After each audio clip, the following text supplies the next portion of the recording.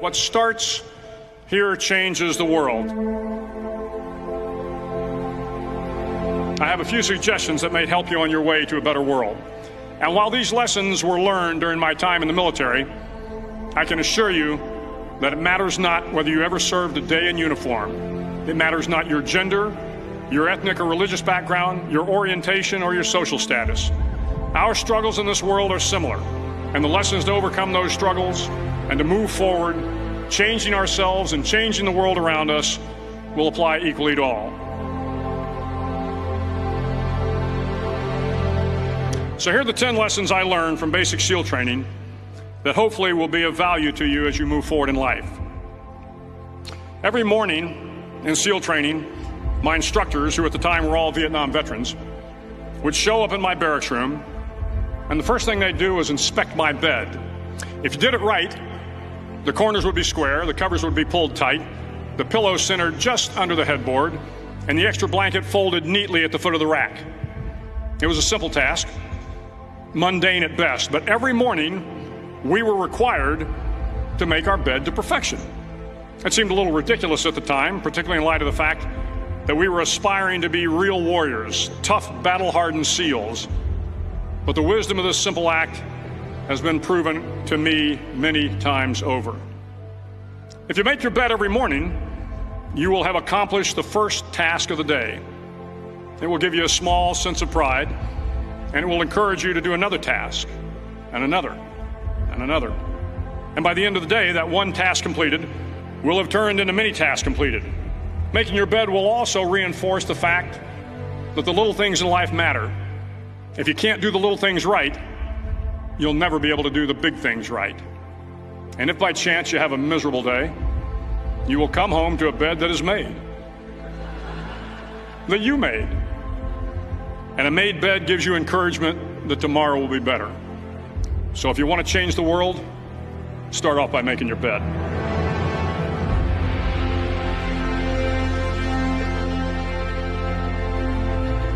During SEAL training, the students are all broken down into boat crews. Each crew is 7 students, 3 on each side of a small rubber boat, and 1 coxswain to help guide the dinghy. Every day, your boat crew forms up on the beach and is instructed to get through the surf zone and paddle several miles down the coast. In the winter, the surf off San Diego can get to be 8 to 10 feet high, and it is exceedingly difficult to paddle through the plunging surf unless everyone digs in. Every paddle must be synchronized to the stroke count of the coxswain. Everyone must exert equal effort, or the boat will turn against the wave and be unceremoniously dumped back on the beach. For the boat to make it to its destination, everyone must paddle. You can't change the world alone. You will need some help. And to truly get from your starting point to your destination takes friends, colleagues, the goodwill of strangers, and a strong coxswain to guide you. If you want to change the world, find someone to help you paddle. Over a few weeks of difficult training, my SEAL class, which started with 150 men, was down to just 42. There were now 6 boat crews of 7 men each.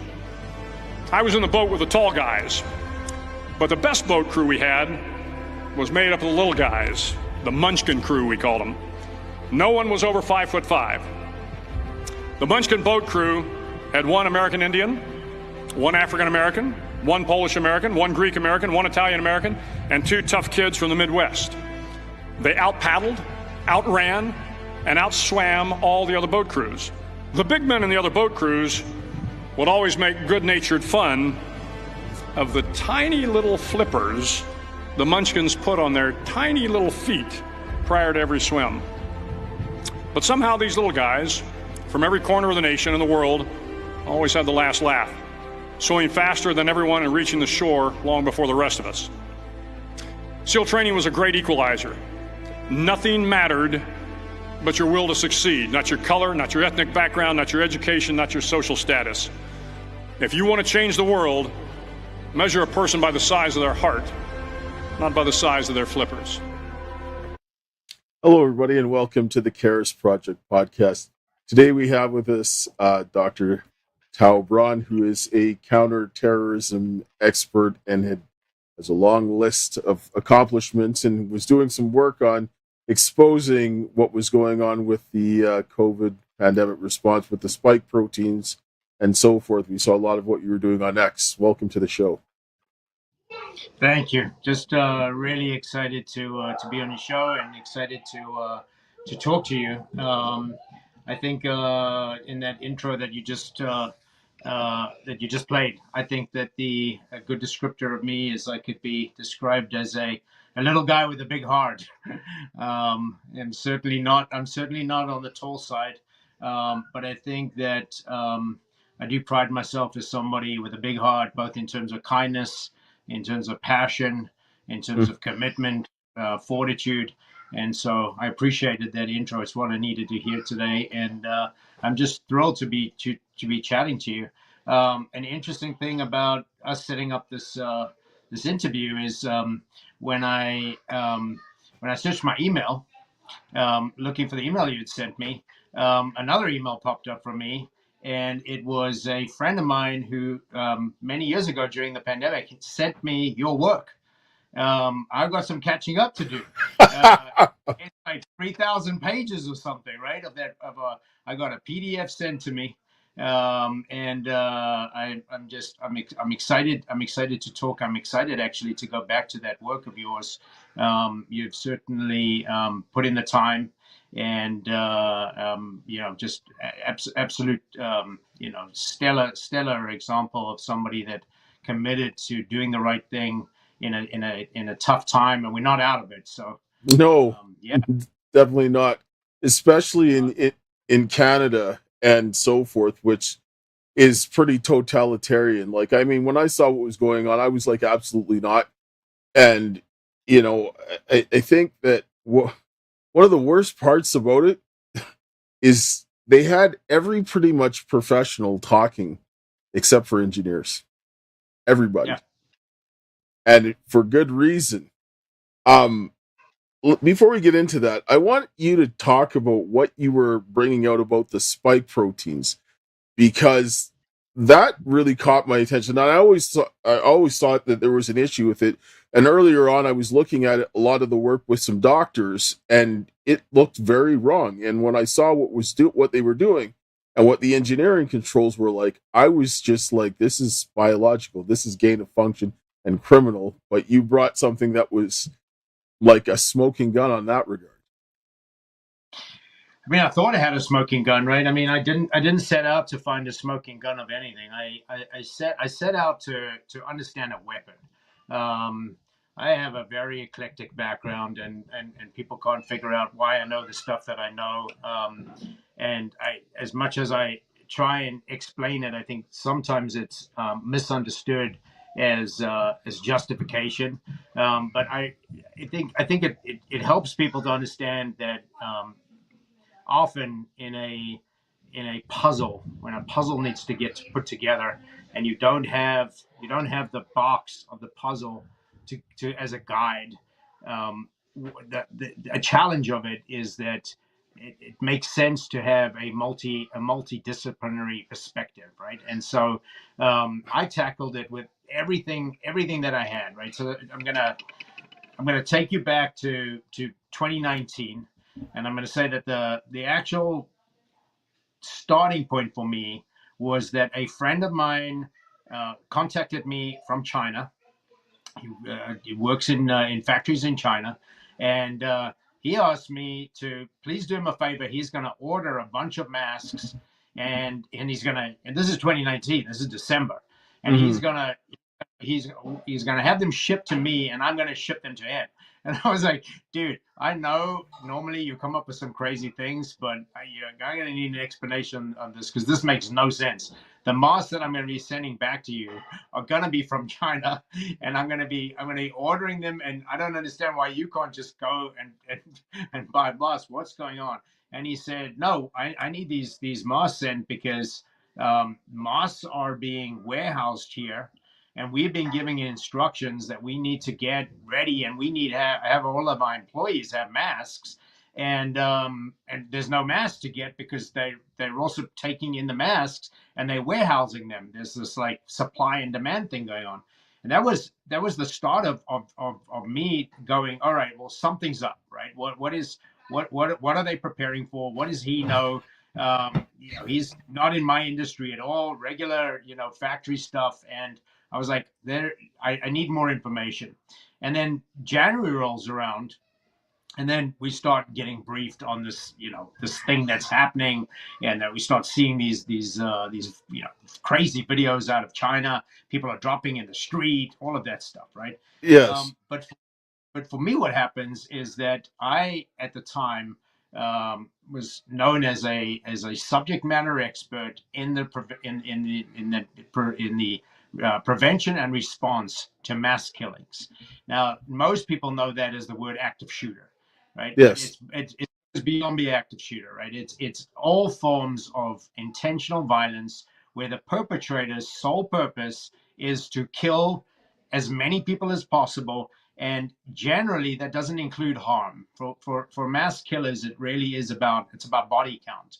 And so from the beginning of this, in January, February, I'm being hit up as a professional by very high level players that should have more answers than me. And they saying, Doc, we think this is a bioweapon. What are you hearing? Right? And we are all having these offline conversations, and I'm trying to get as much information as I can, because what these people have asked me by the first quarter of 2020 is informally, they're asking me my professional opinion, and they want to know, are we dealing with a bioweapon? It starts very, very quickly. It becomes obvious that the reason that they don't know is that they have been given basically a choice. These are career level law enforcement, public health, emergency management folk, and they have been called into offices, and they've been given a choice. You're either going along with the narrative that we give you, no questions asked, or this is an early retirement, or this is a termination, or there's the door. But here's how it starts in the first quarter, and that's already way weird, right? Like I've never experienced anything like that, where um, there is this sense of uncertainty, and the only thing that's certain is that people have been given an instruction not to ask questions. Yes. Right? That's terrifying, right? And now all of a sudden, I know that I can't call on anybody, and that nobody's going to be basically helping me. And that the other thing is that for me to find some certainty in it, I've now got to start tapping into resources and contacts, and it's going to be a very wide subject. In the world of prevention and response to mass killings and counterterrorism, I certainly wasn't an expert in biowarfare. I had a very good foundational knowledge. I sat through mostly because I was there as a keynote speaker in my field, but I was sitting there through conferences where the topics were, what would happen if a smallpox took over, what would happen if there was a designer virus, all of this stuff. And I always used to listen, and of course it was very interesting to me. I was not so informed at the beginning of all of this in the world of synthetics. Things like VX, Sarin, these are in my wheelhouse, and these are things that are traditionally used. There's been loads of attacks of them. Even some of the sort of more I'd say like garage versions, or when people make biological weapons at home type of Yes. stuff, I had to know about, right? So if somebody there was a group of a cult group that wanted to sway an election in a town that they'd taken over, and they try to poison everybody with salmonella in using salad buffets.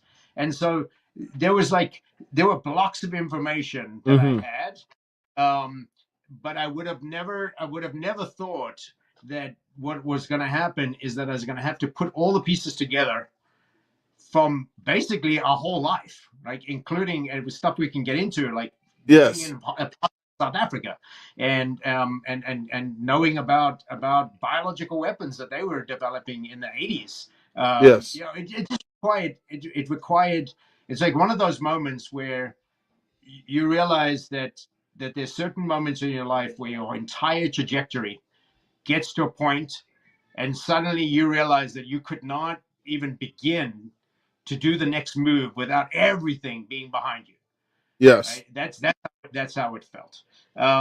So when you talk about the spike protein, what I started doing from a what I always try to do with complex problems is I try and use scale, and I try and use similarity. Hmm. So me, I'm looking at all of these cartoon version drawings coming out, and looking at other versions of what people are calling spike protein and glycoproteins, and from a visual point of view, I immediately thought, wait, everybody's paying attention to the vehicle here, the method of dispersal, right? Like Hmm. the the idea that if you if you're focusing on a group of terrorists and they driving to New York City, yes, it's important to know the van that they're in if you're trying to spot them along the way. But it becomes less important once the van is parked Yes. and you're dealing with a bomb. Now you want to know what's in there. Is this Yes. going to take out a couple of apartments, or is this going to take out the whole city? Like, what is in the back of the van becomes important. And so, from my Yes. standpoint, what I started noticing is that any cartoon version of that, anything they put out, I was looking at the spike and I was going, this reminds me of an old school mine, like from like basically the things they used to take out submarines. Yes. And then I think about the actual spikes. And I used to think, I started visualizing them. And then I thought, oh, well, what if you broke one of those off? What does that look like? And then I realized, well, it looks like a mace. You've got a handle and you've got a ball on the end of it and it's spiked. Yes. And I started thinking about this just from a very, very crude place. Like, what would happen in the body if that spike is making contact? What's it going to do to endothelial cells? Yes. What's it going to do? What's it going to do in terms of what does it want to bind to from a a chemical point of view? What are the charges on this thing? The same thing you would do with a bomb. Like, what are you Yeah. dealing with, and how do you dismantle this? Yes. Um, and that can be the starting point of the conversation of how I focused on the spike protein. And part of it was like I just said, talking through my thinking process. But the other part to it was um, maybe just fortuitous that I wasn't a virologist, I wasn't Yes. epidemiologist, I wasn't going to suddenly try and understand all viruses in the world. I just wanted to know about this thing that Yes. they've got, and that this sequence that I didn't need to compare it to anything. I just needed to focus in on one weapon. And very quickly, I realized that what we were dealing with was going to be inflammation, and that I started making the connection very, very early on in 2020 to an envenomation. I just looked at this thing and I said, this thing is going to work like venom. This thing is going to have the same kind of mechanisms. This thing is going to tear up cells in the body. This thing is going to is going to bind in ways that venom binds. And maybe part of that was luck. Maybe part of it was just looking at it from a weapon standpoint. But that Yes. changed things for me as compared to other people, because the focus for so long was just on this idea of a viral respiratory disease. Yes. And it confused so many people in terms of, like, why is it not behaving like a virus if it's supposed to be a viral respiratory disease? So I hope Yeah. that's a good starting. Whenever I looked at the research with respect to that, they never used the word virus. They used virus particle. They called it a Yes. particle, and it was artificially affixed to a particle. And this is what people have to understand, because when I looked at the engineering and I saw what they did, I'm like, this is 80% of your infection controls for an airborne aerosolized pathogen. Well, they did it wrong. And they did it in a very bad way. And they did it in a very clever way, if this is what you're going to do, because they put something out, gave it to a bunch of people who didn't know what they were doing. and said, go figure it out. And that's the wrong thing to do. Like, I could never do that, because that would be prison, because you know what the consequence is. And so what you did was just introduce a bunch of unknowns into systems that you could never account for. So you don't know if it works, or you don't know if it's going to work, or if it's not. Like, right? Like, so you're now, you've given yourself a method of delivery where you're going to effectively spread this. And so when I looked at this, and I looked at all of the different pandemic preparedness responses, engineering and engineering technologists was never mentioned. Never. Looked in the United States, looked in Canada, looked overseas. You look at Event 201, Clade X, all of those things. But for all of these countries, they run BSL labs. What do they use to keep the people from dying? Engineering controls. What do they use in the hospitals? Engineering controls. But they didn't do this at all. And in fact, they did things from, like, they learned in SARS-CoV-1 that if you kept your bathroom fan on, that you would aerosolize the water because of the negative pressure and spread things. And they recommended for us to do that. And I was like, that's a big problem. And that's where I was just like, no. And so now when I looked at what you were talking about with the bat, the what is it? The reproductive plug. Yeah, that copulatory plug. Yes.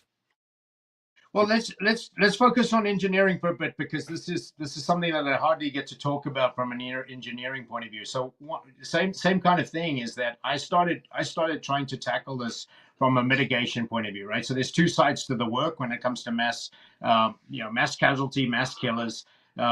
Obviously, the heavy lifting and most of training and the stuff most people know about is the response part, right? Mm-hmm. Which is the active shooter training, run, hide, fight model, all of that stuff. But there's the other side to it, which is far more important, and that's the part that I was actually teaching at the time, which is the prevention, the Yes. mitigation, right? So once again, it's not like I went into this as some form of biological control expert. Didn't know anything about HVAC systems. Didn't know anything about filters, micron sizes, none of that, right? But it becomes part of a deep dive if you're clearly interested in understanding that you've got a weapon, and once the weapon is deployed, and once it's caused its pathology, like a bomb going off, now you're into response, right? They call this left of bang for people that don't know the term. You've got a timeline. Everything to the left of it, of an X on a line, is left of bang. Then you have the bang, which is the event, Mm-hmm. and then you have the bang, which is now you're into response. But in a biological attack, you're actually running multiple timelines at the same time, because the people that haven't been exposed to your agent are still left of bang. Yes. You still have a chance. You've got mitigation strategies. Those Yes. that have, right? You've got an event, and you've got a bang, and now you're trying to work out what's going to happen and how do you prevent that person from dying, or that person from getting severely sick. So on that full timeline, you're running mitigation strategies, and that's part of the work I started doing immediately. I wanted to know what just like you were saying, the most common sense thing. What has been done before? What do they use? Were they using negative pressure? What kind of PPE are people going to actually be required for this? And just like you, I start spotting all kinds of really weird stuff, right? Really, really strange behavior. They canceled the guy's contract, or they didn't give him a contract locally here in the US that could produce masks. They didn't give him a contract, I know. right? The guy was like, what is going on? I can produce masks. Yet they gave Battelle, right, which is I think it's a Maryland massive industrial military company. They gave Battelle millions of dollars to build containers that they were bleaching masks for reuse. Millions of dollars for no feasibility study, because you don't even have to ask a 10-year-old if you're gonna bleach masks in a shipping container with shower heads in it and give those back as PPE, right? I mean, that was one of them. The other thing were the cloth masks, right? Yes. I mean, immediate giveaway, right? Then that gets a little bit. I'll jump ahead and just and tell you that the meat for me in the weirdness of it is that I start looking at control mechanisms, and I figure out through also fortuitous conversation with somebody that was involved in water purification, right? I'm tapping all my resources, and Yes. to know from a standpoint of keeping massive bodies of water like reservoirs. What are they doing against their pathogens? I start asking questions. It turns out that I have a conversation around copper sulfate, Hmm. and then get into a whole connected to a whole bunch of people that are specialists in ionic copper sulfate, and then I even meet people that go way beyond that, which they have patents on the ability to take copper sulfate and use so little copper sulfate because they basically get those so supercharged Hmm. that you instead of a massive tanker load of copper sulfate for your reservoir, you essentially can go there with a couple of buckets full. Yes. The charges are right. So I'm like, okay, so this is what we need. This is, if there is this novel virus, which I believed at the time, and I believed, all of the signs that they were saying and the lethality of it, I thought, well, this is not requiring any genius strategy. You basically need to use as many places as possible, especially your high risk places. You just need to mist the air with very, very low levels of copper sulfate. People could walk through going into an into a COVID ward. They could walk through a light mist, right? You on the way into in the way into the hospital, in the way into a school, instead of our kids being exposed to all of these toxic chemicals and all the stuff that they're breathing in, right? You could literally have you could literally have a very light mist. You could have filtration systems where, just like people see in a bathroom for scent, right? You can have a timed aerosol that every 30 minutes it would just pump a little bit of copper sulfate into the air. Now, then I get to the point of actually finding that this is what China's doing, and I get receipts. I start bringing receipts. China's buying up. China's buying up this ionic copper sulfate, and a lot of the pictures that people thought when they saw China spraying down the areas, and they're like, well, that's going to kill people. You can't spray down, you can't bleach your whole neighborhood. And you saw all of that equipment they were using, and they're going, oh, that was copper. And I'm like, I bring the receipts. They're spending like $50 million on copper. And Yeah. I'm like, okay, why aren't we doing that? Then I started having meetings with the EPA. And I said, why are we not bringing copper to this? And my meetings with the EPA, I was working with an engineer at the time, the Yeah. late Jim Laddie, Okay.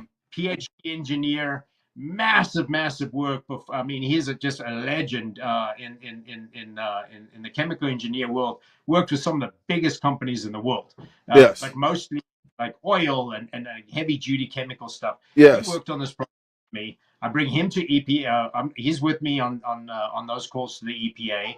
I'm working with labs doing testing against what, at the time they didn't let people test against coronavirus, SARS-CoV-2, but they had the equivalents that you had to test the stuff.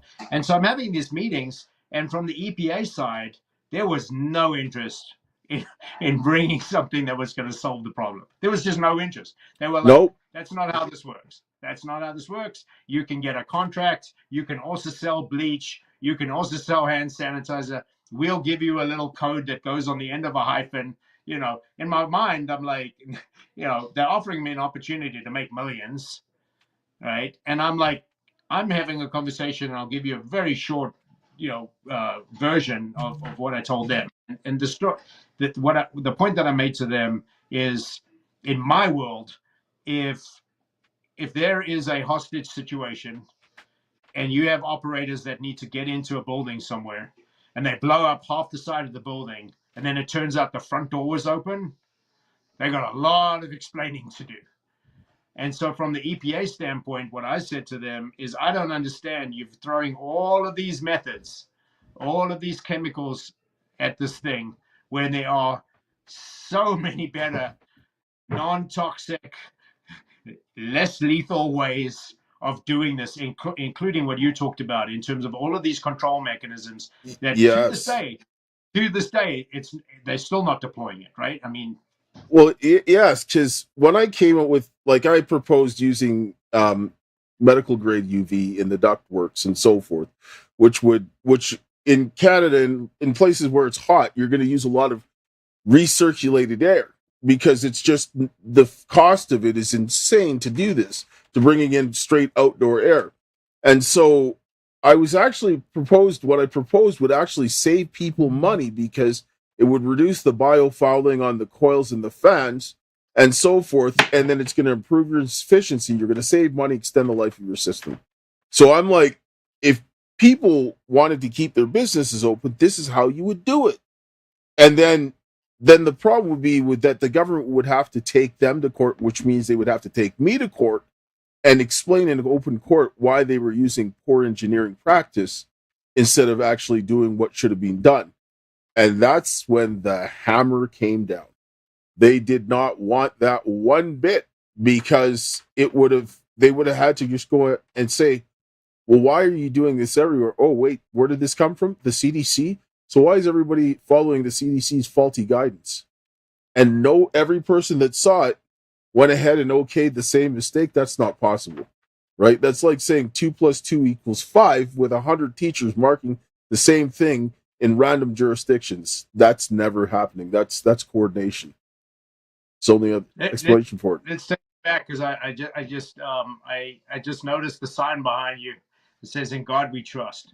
So let's take this back. Let's take this back to how long we've known how to solve this problem, right? And then we can move on and talk about the spike protein. Yes. One of the really like total guides that I've used and I continue to use through this time period is I didn't stop at the 1918, 1917 flu pandemic, Spanish flu, when people were looking for comparative models and how bad this could be and what did they do in terms of strategies. I took it further. I took it further and further and further back until I got to the plague of Egypt. And I looked at the plague of Egypt, and it was just a divine moment for me where there is just so much similarity. And the more you look, and the more you look at solutions, and the more you look at a timeline, and you look at the power dynamics of it and the engineering that they had at the time, the more I looked at the story of Exodus, the easier this all became to understand, and it also led to a guidance around why there was no common sense, and why there's parallels to slavery, and why there's parallels to genocide and depopulation, and the two most bizarre things that came out of that, of looking at the Exodus. I'm going to say three actually. Is the first one is the topic that we're talking about in terms of environmental controls. When they leave Egypt, and they're still producing through their plague, they still producing whatever it was that was killing them. Whatever spike protein, whatever plague that they went through in the Exodus, their bodies were still producing that exosome the same way as the spike protein sheds now. And they needed solutions. They needed solutions from a pathology side, and they needed solutions from a environmental control side. So what do they build? They build a sukkah. And what is a sukkah? A sukkah is an outdoor dwelling that is built where you have the structure, and when you are living and eating in it, it's designed so that the air comes from underneath, right? It's drawn in, it's Mm-hmm. drawn up into the structure. Okay, hot air is going to rise, and then it's going to go out of this top of the structure, and they cover the structure with palm branches. Mm-hmm. And if you have a look at that whole system versus how a tent is made, a Bedouin tent, or a Native American tent here or something, you basically got this perfectly built. You know the words better than me in terms of the airflow on it, and Yes. you're building this system that requires no energy It's input. a ventilation system. You're building a ventilation system, and you're building an anti pathogen ventilation system, knowing that the pathogen is not coming from the outside. It's coming from the breath. Yes. It's coming from the sweat.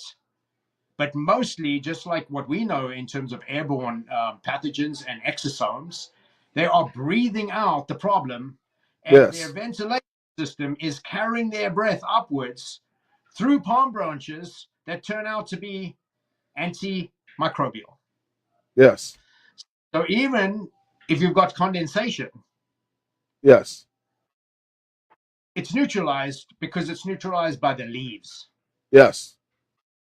So you're going back 5,800 years ago, and they knew that you needed environmental controls.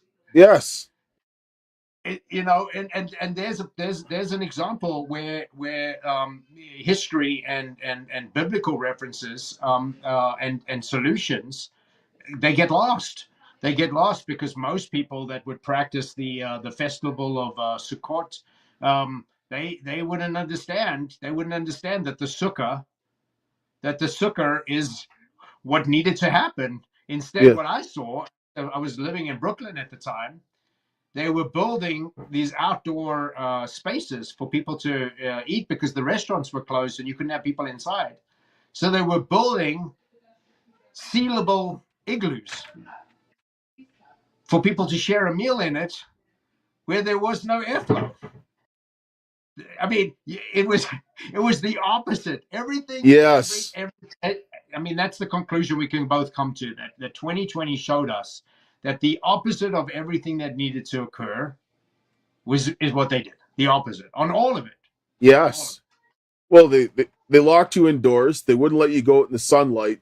They would close the gyms, but the fast food was open. Like, I mean, when you look at all of the things that they were doing, you couldn't go to church, but you could go get drugs or liquor, because in Canada they were selling drugs. Like, it's marijuana is legal, and if you were living in British Columbia, you could go and get whatever you want, right? And they were saying that this was acceptable, but you couldn't do the basic things that would normally keep you healthy.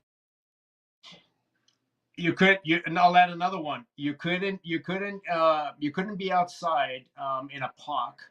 I've still got a recording actually on my phone of NYPD driving around with this dystopian message about how you have to keep your 6 foot distance, and you couldn't have a large gathering of people. And at that exact same time period as an outdoor picnic or sitting in the park by yourself was getting shut down, you could protest, Yes. right? And I actually like the timing of it is part of what eventually made me leave in New York City at the time. Is that I had our dog Skippy. She ran away from us in the middle of a massive protest, like that came through Brooklyn.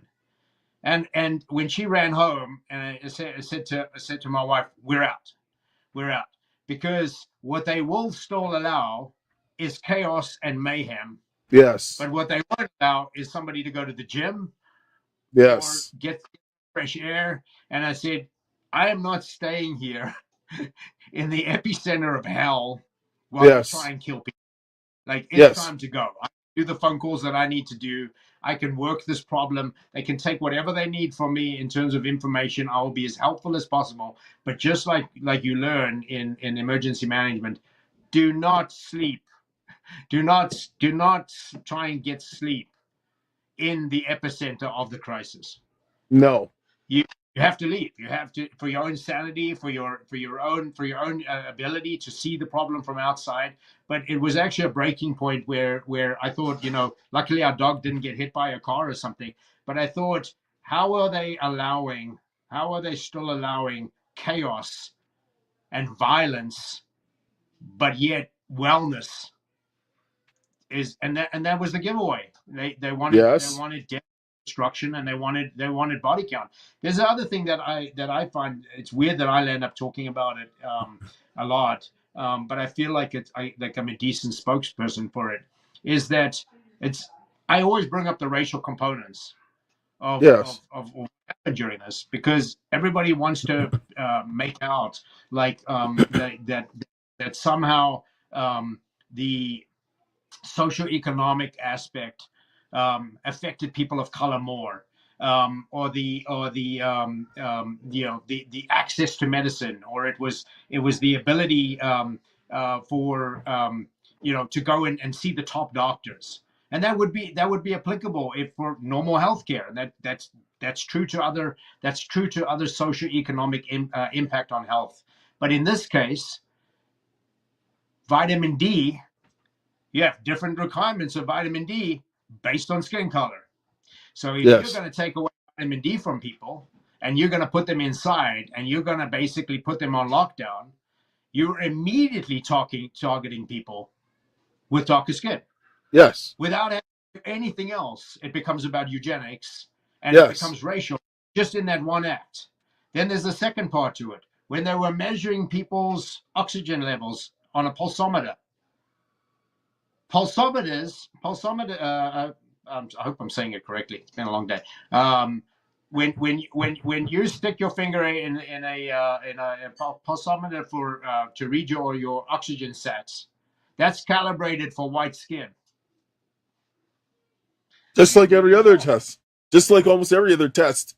It's just the way it is. But they don't tell you that. You tell somebody who's come into an ER somewhere, right, of color, that your sats aren't that bad, but you're like 10 points different in terms of what your true sats are, depending on that reading, depending on the color of skin. So there were so many things, there were so many aspects of it that immediately were, I want to say, traumatic, right? But also an awareness for me that there were so many reminders during this pandemic, and still are, of apartheid South Africa, including a segue we can do right now is the spike protein. So part of the spike protein contains a sequence called GP120, Okay. which is an insert from HIV, and it is attached to something that you call a super antigen, a bacterial strain. They call it a basically it's antibacterial. It's antibiotic resistant. It is attached to GP120, which is a sequence, and it is called a super antigen. And that that piece of the sequence is built in South Africa during the 80s. That Wow. That piece is what the HIV epidemic and the testing and everything that AIDS was. It involved biological warfare, and there were a group of scientists in South Africa in the 80s that were tasked to build a racial or ethnically driven targeted biological weapon, and that sequence, which Barrick added the furin cleavage site to, is straight up made in South Africa. Wow.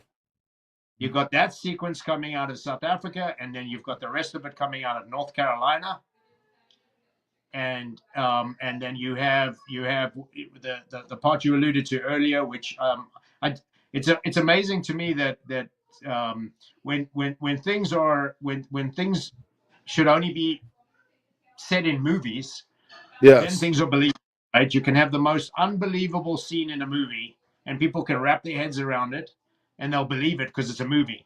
But in Yes. real life, the unbelievable doesn't gain traction because who would think that could happen in real life? So the short version that you alluded to earlier is that it did take me 6 years, and I was correct about the envenomation. But where I was incorrect is it's not strictly an envenomation from the sequences. The purpose of it is not to drive they're not purposefully trying to drive the envenomation. The envenomation is a side effect and a feature of a bigger operating system.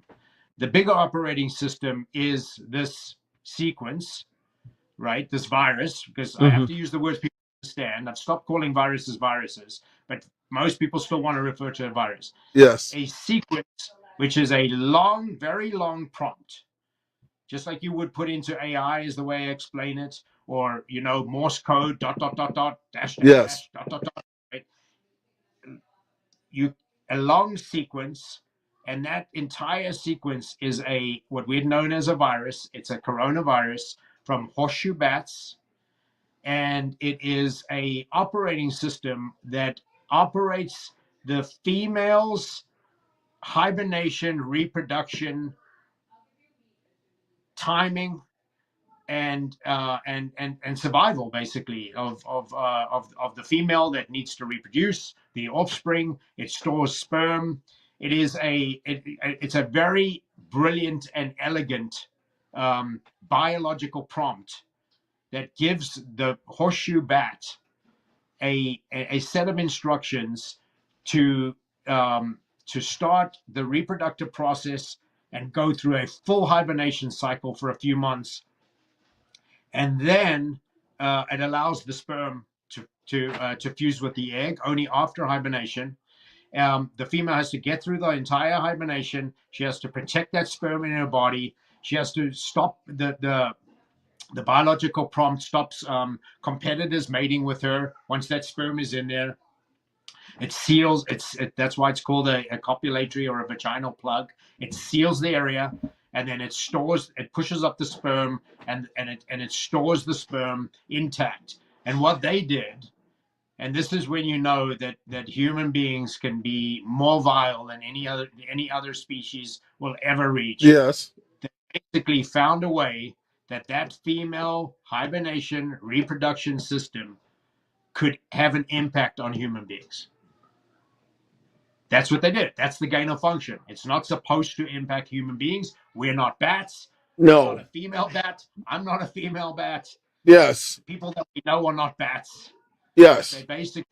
basically made this so that it would ultimately become a prompt that the human body would recognize and actually engage that same operating system.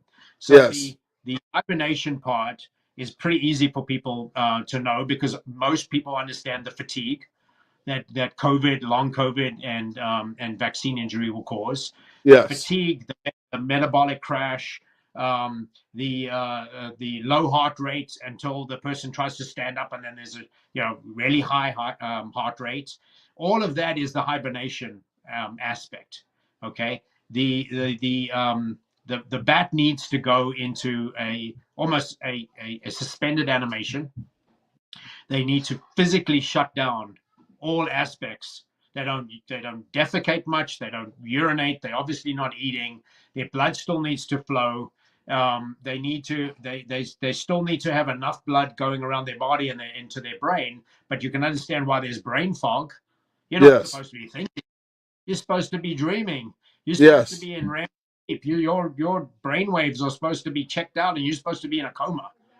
So now you've got the hibernation feature, and the envenomation feature is I looked at you can do the envenomation on its own as a biological weapon, right? Yes. I mean, you take those sequences, those neurotoxins, and inflammatory dampening system. You can use those sequences, and that would be very similar to the biological weapon that's known as Agent VX, right? It binds to nicotinic receptors, and it shuts down the system because it's ultimately messing with your acetyl cholinesterase.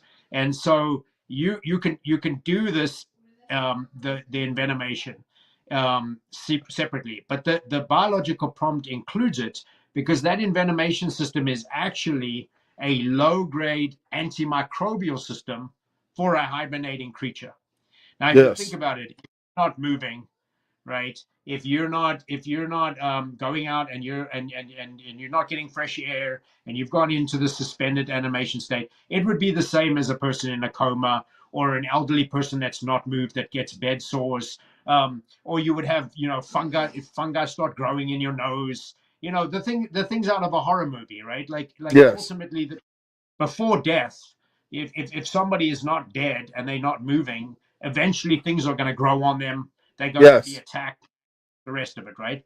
So the envenomation is actually pretty elegant again, because what that envenomation is doing to the hibernating creature is it is running a low-grade illness to keep out the bugs.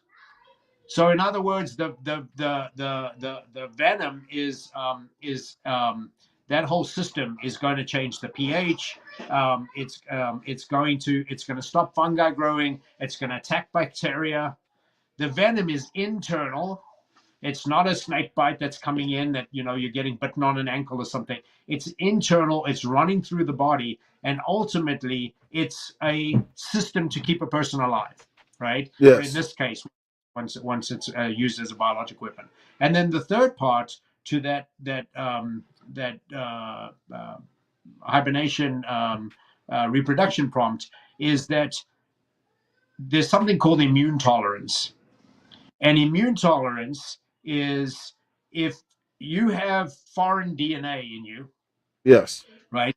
So in other words, the most common person that we would know that would have foreign DNA in them is a pregnant woman, Yes.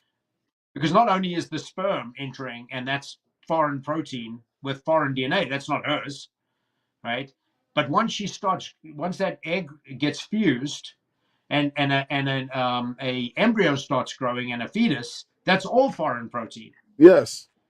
If the human body didn't have a way of telling the whole mechanism, the operating system, don't attack that, none of us would be here. Yes. The sperm would get eaten up like this. It Yes. would get neutralized. It would degrade. It wouldn't be viable. And let's say that it made it to the egg, and that there was ovulation, conception.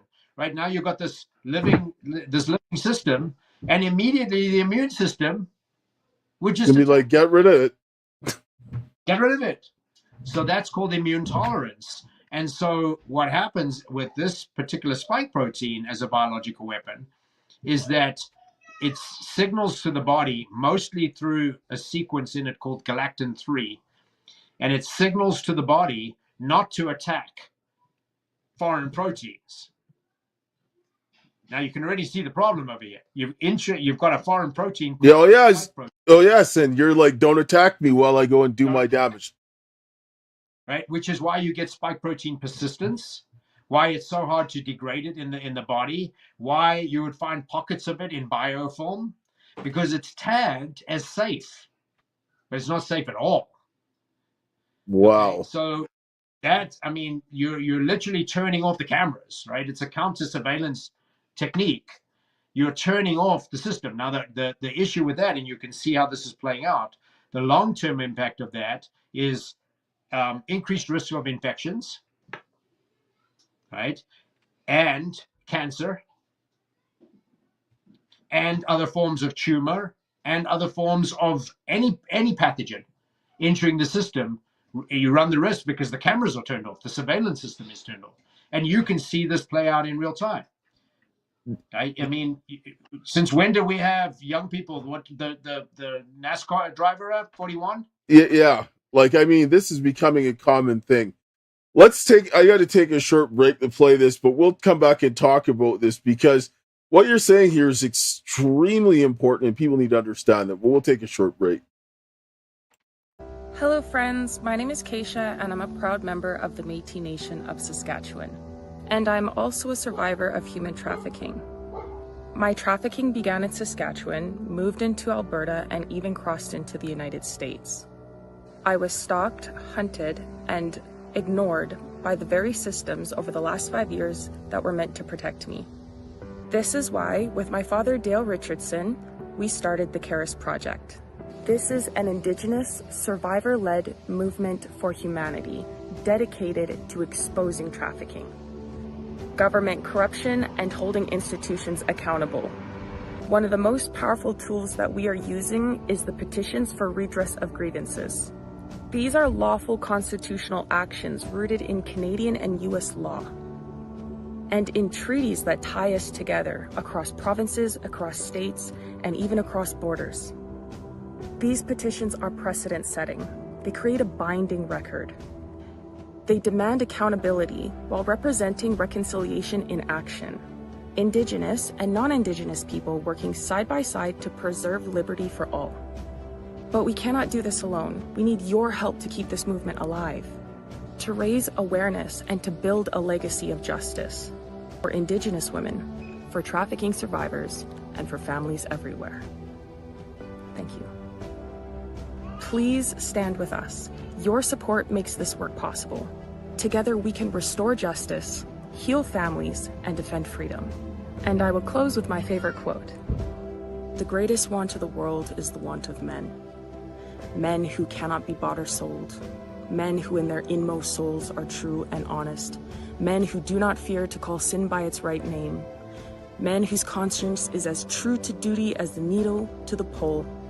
And men who will stand for the right, though the heavens may fall. Thank you.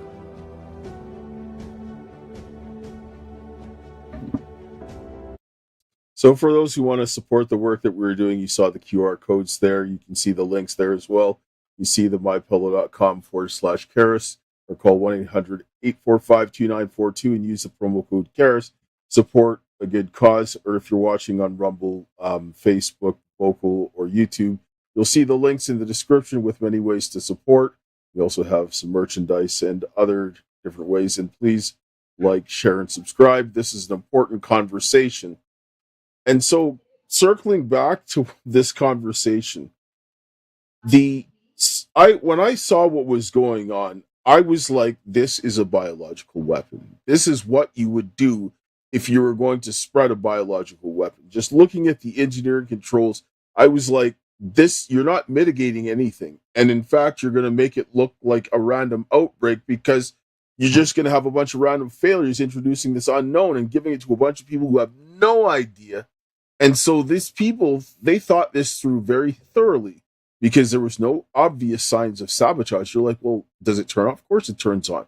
But it's like if you turn up your thermostat, but everything is calibrated wrong, you think that you're going to have it at, 68 degrees when you leave your house, but it's actually at zero. So it goes below freezing, and you come back, your pipes are broke because they're frozen, right? This is exactly what it is. And that is so insidious and deliberate. And so what you're describing here is telling us that they were manufacturing this and wanting it to be spread. This is really what it is, because if you're going to create a biological weapon, you need to have an effective method of delivery. Because I went back and I looked at declassified documentation from the Canadian Security Intelligence Service, and they were talking about chemical weapons and biological weapons. And in the 90s, they didn't have it stabilized. But now, with the advancement on aerosolization, you can transmit almost anything. And when I sit down and I start even hearing about Ebola, all I hear is biological weapon. Because if we're going to say that Ebola is going to be a pandemic, that means you're spreading it. But back to the spike protein, what you're seeing here, turning off the surveillance system to catch the pathogens, this is kind of what I suspected with having a stacking effect to wipe out your immune system. Then you go and you take the shot, and then you get it decimated even more, and it has a back and forth stacking effect. Well, there's something that I think that hasn't been covered sufficiently, which is when people look at the data, I think what happens is that those that are aware of how damaging the COVID vaccines are, and it's not just the mRNA, it's all of them. When people want to make the case that it increased mortality, that it's high risk, that it will cause cancer, I think one of the mistakes people make is that they don't They don't understand that there's going to be a looking at from a graph perspective, a timeline. You're going to have the vaccine is given, and unless you're immediately at risk, genetically at risk, or if it goes into a vessel somewhere as a bolus, right, and it basically just floods the system in one go. That's obviously incredibly high risk. Can cause immediate death, anaphylaxis, immediate reactions within the first couple of days. But for most people, what you should see if you're plotting a graph is you actually should see and you should see an increase in health for a blip on a radar, because what it's creating is that you've got this double mechanism where you have an immune stimulant being given at the same time as sequences that decrease inflammation. This is why when they were originally testing this, and this is why the technology overlaps with super soldier programs. If you stimulate somebody's immune system, then for a brief amount of time, they're not going to get other infections. They're going to have that anti-inflammatory system kick in. They may actually feel better than they felt for a while. They may have pain go away, swelling might go away, right? Until it starts diving again. But the big thing is immediately when the vaccine is given and that spike protein is given, that camera turning off, that counter surveillance starts on day one. So what it is missing is you might not be getting a cold, your cough might go away, you might be feeling great, your pain might go away, but immediately you're at risk for a tumor, for cancer spreading, for a cancer getting worse, like the data showed, right? Remission. Suddenly people came out of remission because the cameras were turned off. That part of the system is immediate, but the other sides that people said, oh, it immediately killed people. The reason for a booster, the reason that you had 3 shots and then a booster and then more boosters, is to prevent the system from crashing. Because once it crashes badly. But if you keep that immune system going, then you have a hyperimmune system. And in a younger person, you're going to keep that going for quite a while. In an older person, they eventually going to crash out, and they essentially that's why people compare this to AIDS. You're going to get an AIDS-like profile. You're going to get an acquired immunodeficiency syndrome, because your immune system eventually can't keep up. Your thymus gland that sits right here in the center of your chest, that starts shrinking. Like you're not producing T cells anymore. It can start affecting. You're going to land up with an immunodeficiency.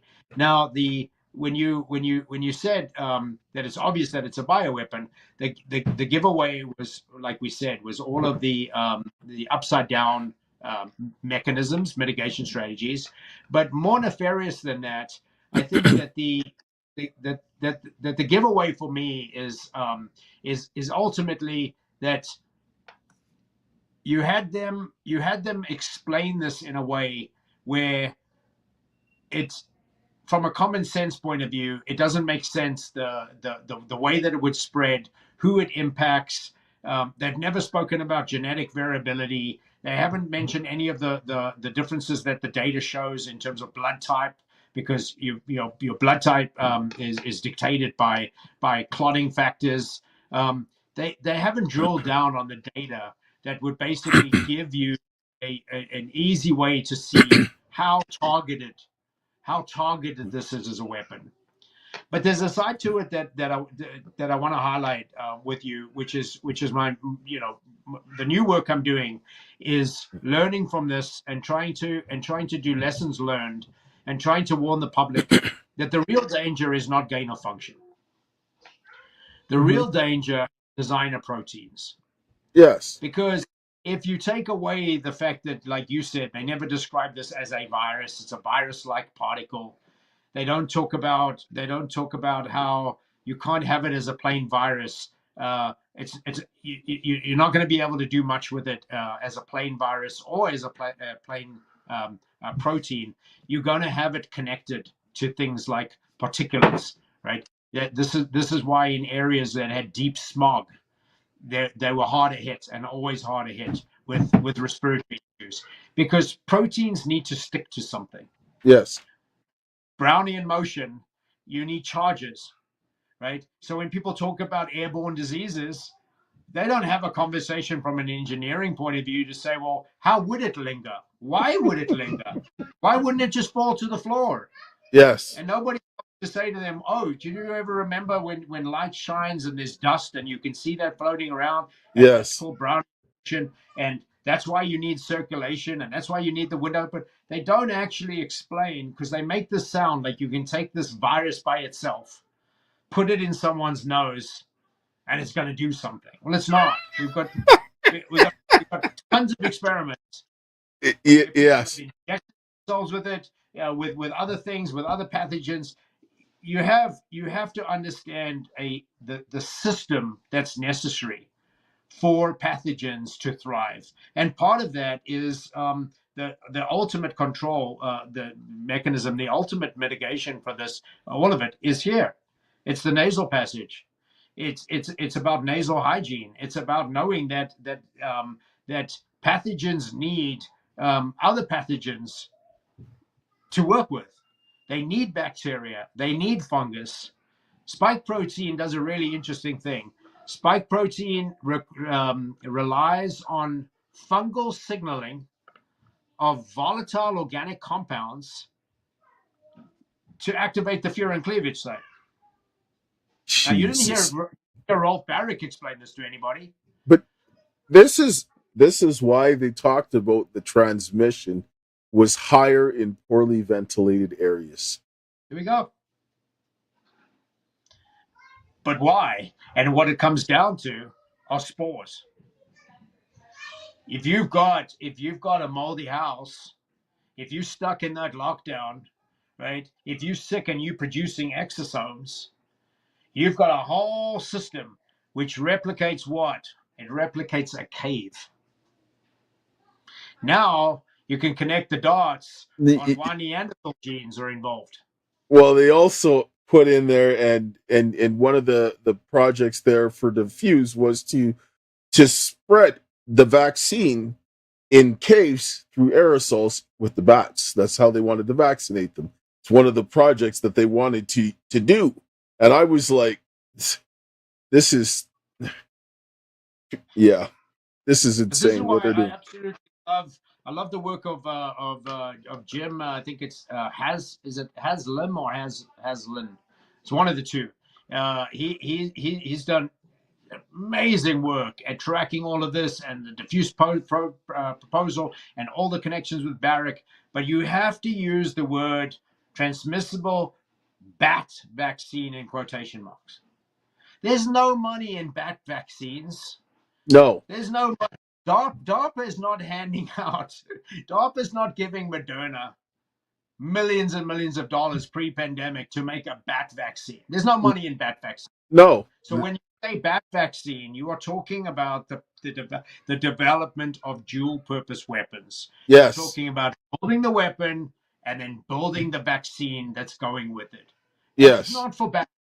It's not for bats. No. If they wanted to have a sterilization program or anything else, if they thought that the bats were such a big threat to us, there would be far safer methods than creating a transmissible disease that you introduce to the population. But the closest match of COVID, this is a great way for people to understand exactly what COVID is. You have an issue here in the States called white nose syndrome in bats, and that is because a fungus got introduced to the U.S. that's not from here. So the bats get sick and die, and it's the pathogens that are related to the fungal spores, to those volatile organic compounds that are coming off the fungus that ultimately attach to the spike protein that allow the spike protein to split open like a seed. And that's when it can do its damage. It's like pulling the pin of a grenade. And it's the fungus that's pulling the pin. So if you don't have a high fungal loading, if you're not filled with aspergillus in your nose, right? Which is why I developed a product. When I said about copper sulfate, I realized soon into this that the public was never going to be allowed a solution like a fine mist that they could walk through. No. And that didn't stop me. What I decided to do is I realized, well, why not give people the choice? And that's when I created copperine that goes in an atomizer, and you breathe it in. I got one, I think, with me right here.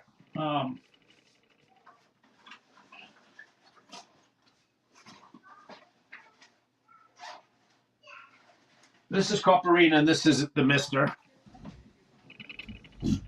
Yeah. And you spend 3 to 5 seconds, and that's it. Now, an interesting thing is I get hit up on X all the time, and people want to know, Dr. Braun, exactly what is copperine for, and how does it work? It's a nasal spray, and it's for nasal hydration.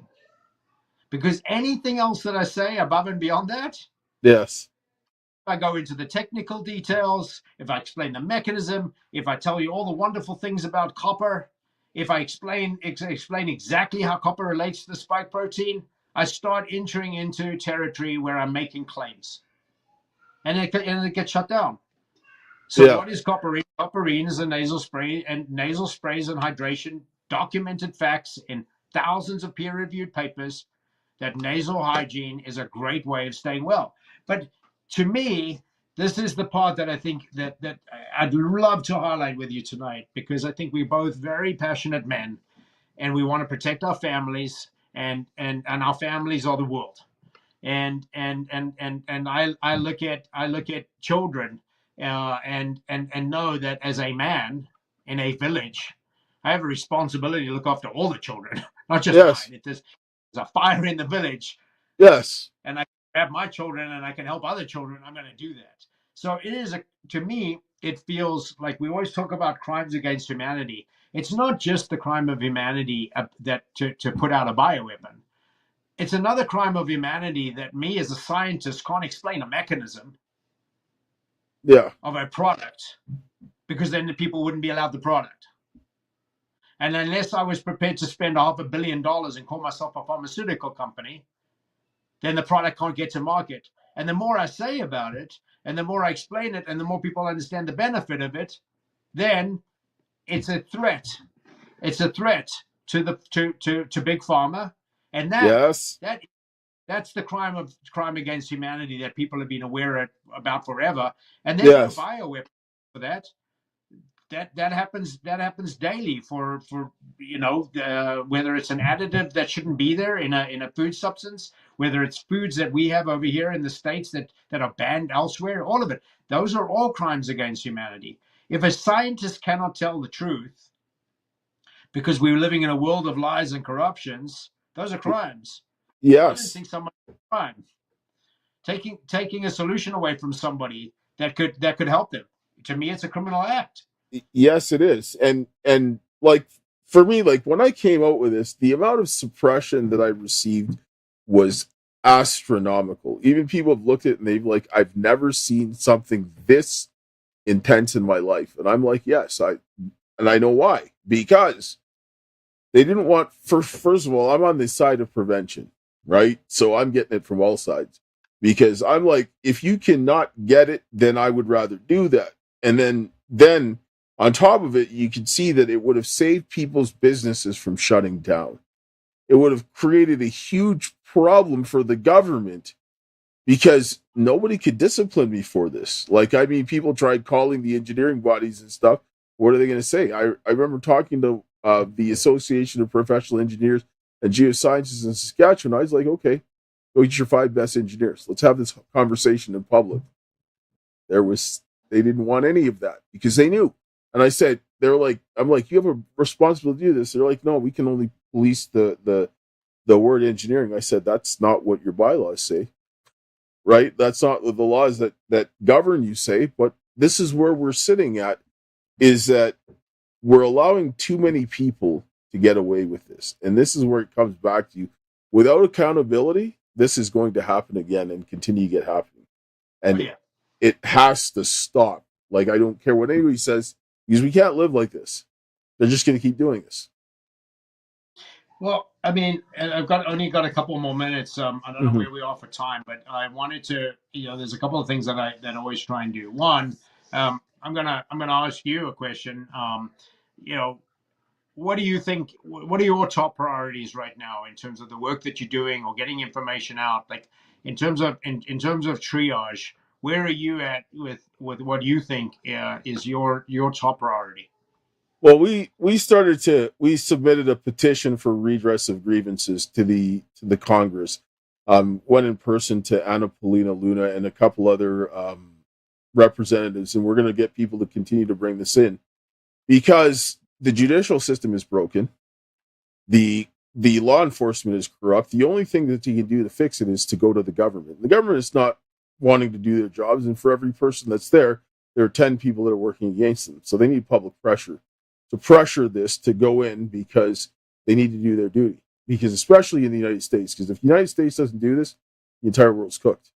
And so that is the biggest priority, is to get the people engaged, to put pressure on the government to do this, because what they did at the COVID Select Committee was a sham. And then Canada, when they when they went and talked to, sent the letter to Avril Haines to get what the report was in Canada, they didn't do that. And I actually gave over a lot of the emails to Lauren Boebert and then sent it out by fax to James Comey. That never surfaced anywhere. So they just completely avoided the situation rather than having to deal with what they were doing here that Fauci covered up and so forth. So this is the highest priority, is getting that in so that accountability happens. Because if we don't have accountability, like, I don't want to see people walking away and complaining and hearing strongly worded letters. I want arrests, because it can't happen again. Can't kill children and kill people for profit. Sorry. I think you just said exactly what I think that I think is a primary message that people need to hear, regardless of what someone's doing, how they're tackling it, whether it's through the legal system, giving warnings about what's coming, connecting the dots on some other plan that they have. I think it comes down to making sure people know that this just cannot happen again. And I think that is a combined effort. It's not just like the mitigation wasn't just one thing, just like the response wasn't one thing. We're still in a response mode, and I think it's the understanding of the hot wash for me about all of this is, what did we learn from where we are that prevents this ever happening again? And if the mechanisms are not in place, right, if there is no accountability, we can see in real time how it's playing out, whether it's hantavirus, whether it's Ebola. When people got upset with me with some of my posts of saying that the crisis with this current crisis with Ebola is manufactured, and what they don't understand by that is there's many levels of how something can be manufactured. Negligence is manufacturing, right? Negligence is Yes. manufacturing. So yes, it is. Weapon, which you can. I mean, people don't know that. I mean, there's homologs in the Ebola prompt. I want to call it a prompt or a virus. Once again, they're homologs that are snake, scorpions. There's you can create any disease on the planet by knowing the ratio of venoms that you need. That's that should scare anybody in terms of you can create any disease, any diagnosable disease on the planet if you know what you're doing by the ratios, and it will match a PCR, because all a PCR is it's a ratio. It's a ratio of the body's response to that. That's all disease is. When you're sequencing something, you're sequencing how much bacteria there are, how much fungi there are, how much RNA is dead RNA is the body making, and even the magic that they tell people, oh, it has to be a virus because it had nuclear capsid.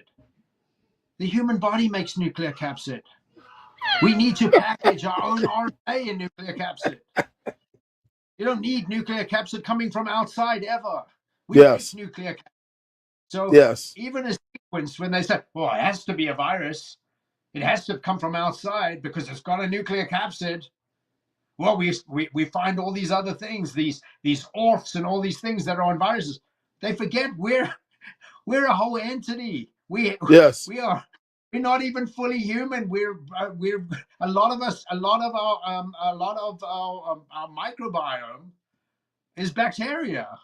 Yes. So anything that you find in nature, you're gonna find with us, right? And so that's Yes. the trick of PCR as well, where basically if you run it high enough and you're looking at those ratios, you will find what you're looking for. You will find the sequences, but you can also toggle those sequences by basically, like I said, using toxins, venoms, and chemicals, and you will land up mimicking most disease on the planet.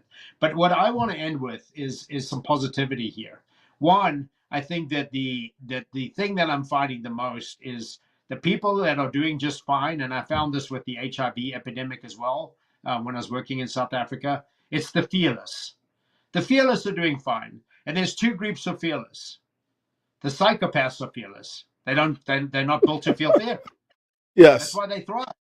If you never had to think about any level of consequence that made you hesitate, if you didn't wonder how it was going to turn out at the end, if you weren't burdened by emotion or empathy, you were purely robotic in your thought as a psychopath, your thinking is faster, your decisions are easier, and ultimately it's because you don't care. And people think that that's lower productivity. It actually increases productivity, sadly. That's competitive advantage. Not to have to think this action that I'm about to take. If I walk in right now and the store's about to close, that young lady is going to be late to miss her bus, Yes. right? Every action that we do where we're thinking about another in community both gives us an advantage, but it's slower in processing time. So if you're selfish, if you're narcissistic, if you're psychopathic, right, those are all things that can be used for competitive advantage. Why are we failing with our set of value system? That it's not actually slower to have empathy. It's not actually slower to think about the person that needs to go home or the person that isn't eating today, because that is built for community success. Yes. That's not built for individuals. There's no slowness if you're able to look after somebody else and they're able to go and do something else that they needed to do.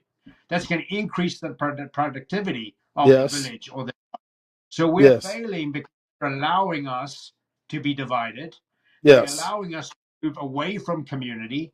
And Yes. so our way that we are developed as humans and processing, we need to have those strengths being brought back to the way that they built, right? Which is community. The other group of fearless people that runs parallel with that is faith.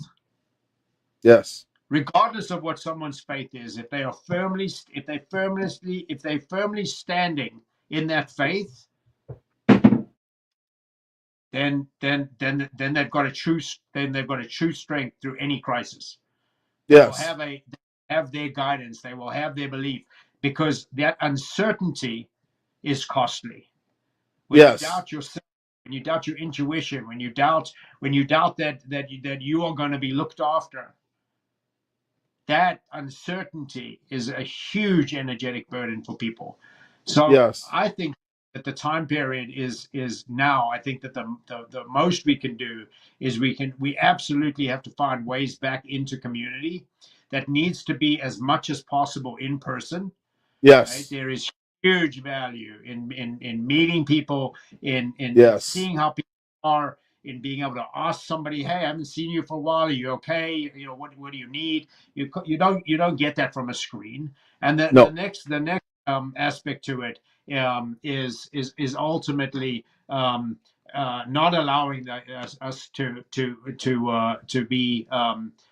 tackle our religious faith, right? Not allowing the space for people to cast doubt in terms of our divine knowledge, right? So whether somebody is relying on an ancient formula, or whether they're understanding, for example, just some basics in terms of ethics and morality that religion brings.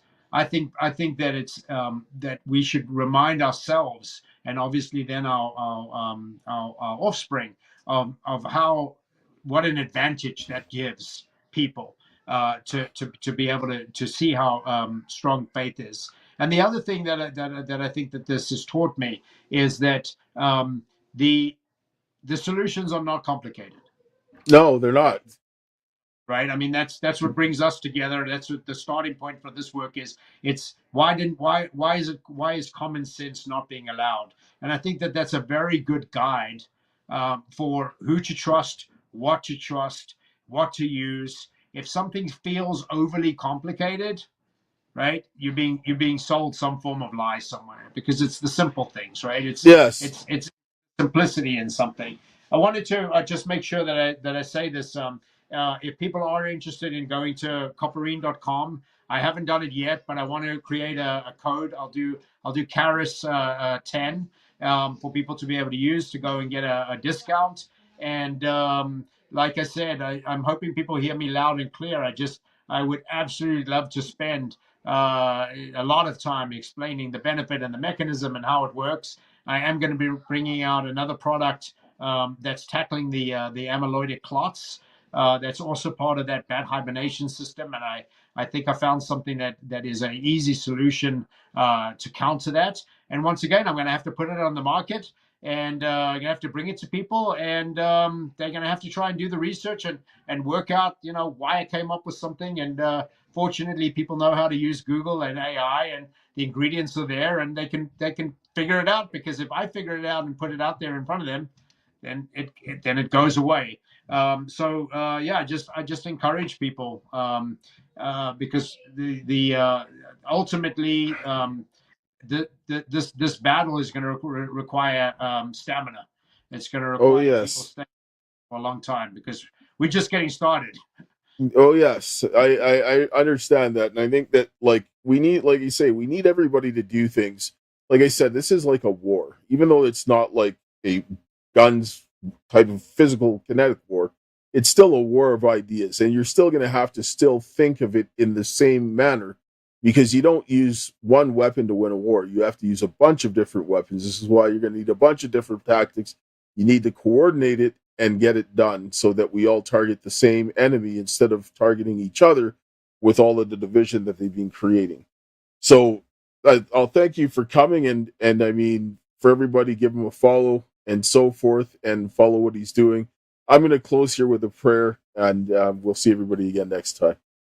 Heavenly Father, Lord, we thank you this day. We thank you for your love, grace, and mercy, and the work that you've placed before us, and the work that Dr. Braun is doing. And Lord, all the others that are standing up and doing what is right, and help the people that we would come together to rebuild our families, our churches, our communities, and our nation, and to protect our children the most from this wicked evilness that have been put before us and put upon us by these people who have done nothing but destroy us, is my prayer. In Jesus' name, amen. Amen. All right, and thank you guys all for coming. We'll see you again.